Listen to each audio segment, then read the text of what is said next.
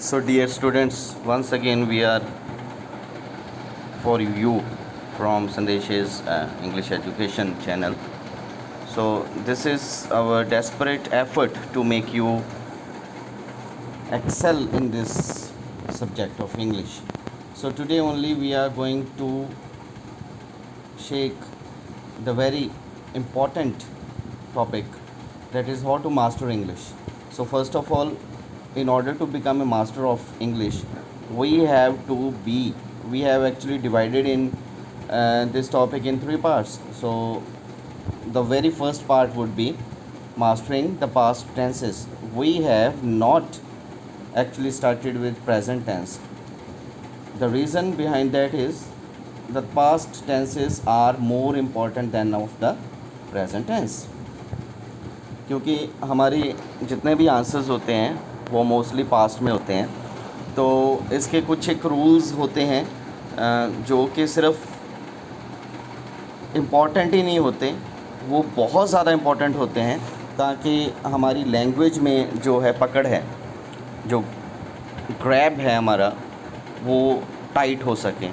तो first of all जब हम इंग्लिश के बारे में सोचते हैं, कि हम सोचते ज़रूर हैं कि हम इंग्लिश को मास्टर कर लें तो बहुत अच्छा होगा, हमें इंग्लिश आनी चाहिए, लेकिन we don't know way to start from. तो उसी तरीके से हमने इस चीज़ को थोड़ा सा एक्सप्लेन करने की कोशिश की है कि आप लोग शुरू कहाँ से करें. तो हम बहुत डेस्परेट ज़रूर होते हैं कि हम इंग्लिश को लर्न करें, ठीक है, बट कैसे. पास्ट टेंस जो है उनको हम पकड़ रहे हैं सबसे पहले कि हम उनसे शुरू करें. उनको मास्टर करना थोड़ा ट्रिकी भी है. तो जब हम अपने आंसर्स लिखते हैं, फॉर एग्ज़ाम्पल हम किसी का कैरेक्टर स्केच लिख रहे हैं, फॉर एग्ज़ाम्पल हम बाकी आंसर्स लिख रहे हैं, तो हमारी ये कोशिश होती है कि हम कम से कम पढ़ें और ज़्यादा से ज़्यादा हमारे मार्क्स आएँ. और इसीलिए हम लास्ट स्ट्रॉ पे आके ही पढ़ना पसंद करते हैं, ऑन द लास्ट पॉइंट पे, पेपर से 1-2 हफ़्ते पहले या 1 महीना पहले. और हम में से कुछ एक लोग तो होते हैं जो कि पेपर के 1 रात पहले ही पढ़ना पसंद करते हैं. तो ये उनके लिए भी बेनिफिशियल होगा, और जो हमेशा पढ़ते रहना चाहते हैं स्टूडेंट, उनके लिए भी बेनिफिशियल होने वाला है. तो मैं आपसे ये रिक्वेस्ट करूँगा कि आप इस चैनल को सबसे पहले तो सब्सक्राइब करें, ताकि जब हम आपको कोई वीडियो दे रहे हैं तो आपको वो वीडियो सबसे पहले मिले. तो वीडियो को शेयर भी करें ताकि आपके जो फ्रेंड्स हैं उनको पता चले कि आप अपनी इंग्लिश लैंग्वेज को कैसे मास्टर कर रहे हो, ठीक है. तो हम थे कि हमें क्या करना चाहिए इंग्लिश को मास्टर करने के लिए, शुरुआत कहाँ से करें. तो शुरुआत करने के लिए हमें सबसे पहले तो बेसिक्स समझने होंगे. हमें बेसिक्स को क्रैम करना होगा, ठीक है जी.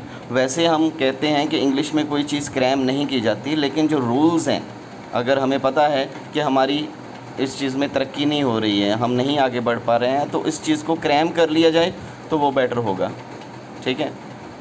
तो हम थोड़े से अनलकी इस मामले में ज़रूर हैं कि हम इंग्लिश स्पीकर नहीं हैं, हम इंग्लिश लैंड से बिलोंग नहीं करते हैं. बट ऐसा कभी तो सभी के लिए तो नहीं हो सकता, सारे के सारे इंग्लैंड से तो नहीं हो सकते, सारे के सारे अमेरिका या इंग्लिश स्पीकिंग कंट्रीज से नहीं हो सकते.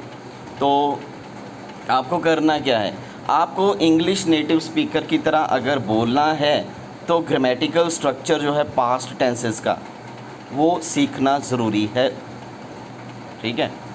तो जो 4 मेन पास्ट टेंसेस हैं, आगे उसके पार्ट्स हैं पास्ट के, सिंपल पास्ट जिसको हम पास्ट इंडेफिनिट भी कहते हैं, past continuous, past perfect continuous, इनके ऊपर मास्टरी होनी बहुत ज़रूरी है. इनको यूज़ करने के लिए हमें पता होना चाहिए कि इनके सेंटेंस कैसे बनाते हैं और इनके सेंटेंसेस का मतलब क्या होता है, इनके हर एक टेंस को कहाँ पे यूज़ करते हैं. जब हमें ये एक बार पता चल जाता है एक्सरसाइजेस करके, ठीक है, तो हम अपनी स्किल्स को और भी शार्पन कर सकते हैं, होन कर सकते हैं, हम अपनी लैंग्वेज स्किल्स को और भी बढ़िया कर सकते हैं, ठीक है. तो हमने क्या करना है, हमने अपने आप के लिए ही करना है, इसलिए हमें अपने आप के लिए ईमानदारी करनी पड़ेगी। सबसे पहले ईमानदारी से इन चीज़ों पे कंट्रोल करना पड़ेगा, पढ़ना पड़ेगा, ठीक है। तो इन चीज़ों को कहीं से भी हम ले सकते हैं, कोई स्टोरी है, बुक है, हमें आदत डालनी पड़ेगी पढ़ने की पहली तो, ठीक है। और उसके पहले या ड्यूरिंग दैट या उसके बाद में भी आप कर सकते हो कहीं पे भी, क्योंकि लर्न करने की कोई एज नहीं होती। तो हमने एक पास्ट टेंसेस का ओवरव्यू मैं यहाँ पे दे रहा हूँ चारों का। तो कोशिश ये करनी है, मैं पूरी की पूरी आपने नोट किया होगा कि मैं पूरी की पूरी ये जो वीडियो है सिर्फ हिंदी में बोली जा रहा हूँ। ये इसलिए है ताकि उनको भी समझ आए। अगर मैं इंग्लिश ही बोलता होता ना, तो अगर फिर आप वही सुनते जिनको इंग्लिश आती है, तो हम तो उनके लिए बना रहे हैं जिनको इंग्लिश नहीं आती, जिनका थोड़ा हाथ तंग है। तो उसलिए हम टेंसेस का पहले ओवरव्यू देखेंगे कि कौन सा टेंस कहाँ पे यूज़ होता है। तो सिंपल पास्ट टेंस है जो पास्ट इंडेफिनिट होता है, वो यूज़ होता है जो काम हमने पुराने टाइम में किए, for the actions done in the past. तो इसके लिए हम second form of the verb use करते हैं। Second form of the verb का मतलब कि जो second form of the verb होती है, like they at all the apples, उन्होंने सारे के सारे एप्पल्स खा लिए। तो ये पुराना टाइम है, ठीक है। तो उन्होंने जो किया, इसके लिए हमने सेकंड फॉर्म लगा दी। तो दूसरा रूल हमें ये भी याद रखना है कि सेकंड फॉर्म हमने लगाई है। सेकंड फॉर्म लगाने के बाद हमने इसका एक सेंटेंस बनाया है। सेंटेंस के बाद हम इसका नेगेटिव भी देख लेते हैं कि अगर हमने दे एट ऑल एप्पल्स को नेगेटिव में करना है तो हमें डिड नॉट लगाना पड़ेगा। तो उसके लिए हम करेंगे they did not eat all apples. तो डिड नॉट के साथ फर्स्ट फॉर्म लगेगी। वैसे पास्ट कंटिन्यूस है, इसमें हम सब्जेक्ट के साथ वॉज वर्ब की फ़र्स्ट फॉर्म और आईएनजी यूज़ करते हैं। ये उन कामों के लिए होता है जो थोड़े टाइम के लिए चले काम, ठीक है, थोड़े टाइम के लिए जो काम चलते रहे। He was eating dinner when the phone wrong, जब फ़ोन बजा वो खाना खा रहा था। मतलब फ़ोन बजने से पहले उसने खाना खाना शुरू किया और इन बिटवीन खाना खाते खाते उसके फ़ोन बजा। ओके जी। पास्ट परफेक्ट में हम सब्जेक्ट हैड और पास्ट पार्टिसिपल मतलब थर्ड फॉर्म यूज़ करते हैं। ये उन कामों के लिए यूज़ होता है जो काम हमने पास्ट में किए थे और उनसे पहले जो काम हो गए थे। जो हमने पास्ट में किए थे उनके लिए तो हमने पास्ट इंडेफिनिट मतलब second form of the verb use कर ली।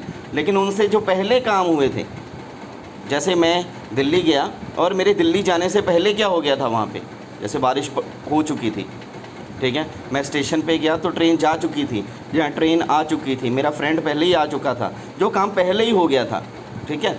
उसके लिए हम ये टेंस यूज़ करते हैं। जैसे John had seen Mary before the meeting, तो मीटिंग से पहले ही जॉन ने मैरी को देख लिया था। पास्ट परफेक्ट कंटिन्यूस का मतलब है, इसके जो रूल्स हैं, सब्जेक्ट हैड बीन वर्ब की first form ING plus since या फॉर लगाते हैं हम।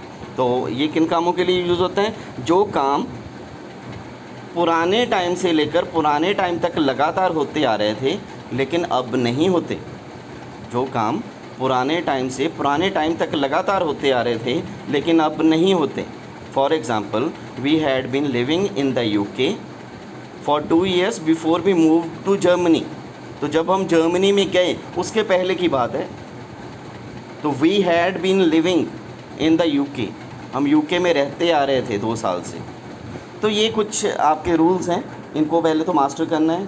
हर एक रूल का हमें यूज़ पता होना चाहिए कि where we are making use of that tense, वो रूल क्यों यूज़ कर रहे हैं। उसके बाद हमने क्या करना है, हमने विजुअलाइज़ करना है।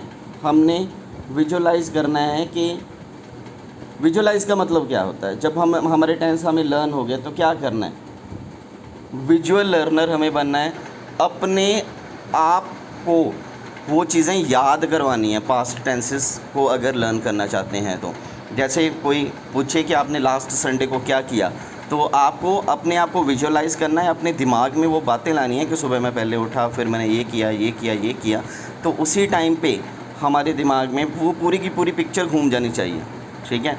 कि जैसे जब मैं स्टेशन पहुंचा, the train had already left. तो अगर मैं इस चीज़ को इस टेंस को, इस सेंटेंस को 3 तरीके से मैं करता हूँ। When I arrived at the station the train left, मतलब सेकंड फॉर्म यूज़ की है। तो जब मैं स्टेशन पे गया ट्रेन गई, मतलब मेरे सामने वो गई, या हो सकता है बाद में गई मेरे जाने से के बाद, ठीक है, या उसी टाइम पे गई। तो दूसरी टाइम पे है कि when I arrived at the station the train was leaving, वो जा रही थी, शायद मैंने वो भाग के पकड़ी या फिर मैंने नहीं पकड़ी, मैंने देखा उसको जाते हुए। और तीसरी चीज़ है when I arrived at the station the train had already left, कि जब मैं स्टेशन पे गया ट्रेन पहले ही जा चुकी थी, इसका मतलब है ट्रेन को मैंने नहीं देखा, वो मेरे जाने से पहले ही चली गई। तो इस चीज़ को हमने अपने दिमाग में पेंट कर लेना है, ठीक है, कि ट्रेन जा चुकी थी, कि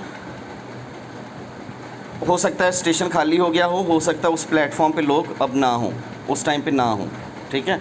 तो हमने इस चीज़ को अपने दिमाग में बिठा लेना है कि उस टाइम पे पछतावा हुआ कि ट्रेन चली गई, ठीक है। तो इस हिसाब से हमने टेंसेस को याद करना है। Last week I drove out into the desert, I had been driving all the day, I was starving when suddenly McDonald's appeared on the horizon. तो इस सेंटेंस में पूरे के पूरे टेंस चारों के चारों यूज़ किए हैं कि पिछले हफ्ते मैं डेजर्ट में गाड़ी चलाई मैं सारा दिन सुबह से लेकर चला रहा था, मुझे प्यास लगी हुई थी, मुझे भूख लगी हुई थी, तो अचानक मेरे सामने मैकडॉनल्ड्स आ गया, ठीक है। तो ये कुछ चीज़ें हैं, हमने अपने आप को विजुअलाइज़ करना है, ठीक है। हमने कॉन्टेक्स्ट में हर चीज़ को याद करना है, हर चीज़ को विजुअलाइज़ करना है, हर चीज़ को ऐसे लगना है कि हम सोच रहे हैं उसके बारे में। तो हमने अगली जो चीज़ है, हमने इर्रेगुलर पास्ट टेंस के जो वर्ब्स होते हैं वो लर्न करने हैं। जितने हम उन्हें लर्न कर लेंगे पास्ट टेंसेस को, वो उतना ही ज़रूरी होगा। पास्ट के जो हमारे फॉर्म्स ऑफ द वर्ब हैं, जितनी याद करेंगे उतना अच्छा होगा, ठीक है जी, वो पहले बहुत ज़रूरी है। अगली चीज़ है परहैप्स द लास्ट वन, कि हमने अपनी बुक्स से प्यार करना है। बुक्स जहाँ पे पड़ी हुई हैं पहले तो उनकी डस्टिंग करें, फिर उसके बाद उनको खोलने के बाद उन्हें हम पढ़ें। और आज के टाइम पे बुक्स ही नहीं, आज के टाइम पे हमें हर तरह की जहाँ से भी हेल्प मिल सकती है हमें ले लेनी चाहिए। ई बुक्स हैं हमारे पास इंटरनेट है, हमारे पास टीवी है, हमारे पास मीडिया है, हम हर चीज़ को यूज़ कर सकते हैं, ठीक है। तो हमें क्या करना है, जब हम इंग्लिश को सीखना चाह रहे हैं तो हमें उस चीज़ की नॉलेज लेने के लिए हर जगह से इंग्लिश को उठाना है, हर जगह से इंग्लिश को पढ़ना है, हर जगह से ये नोट करना है कि यहाँ पे कौन सा स्ट्रक्चर यूज़ हुआ है, अपने आप को रिफ़ाइन करना है। सिर्फ ये नहीं कि हमने बना दिया ही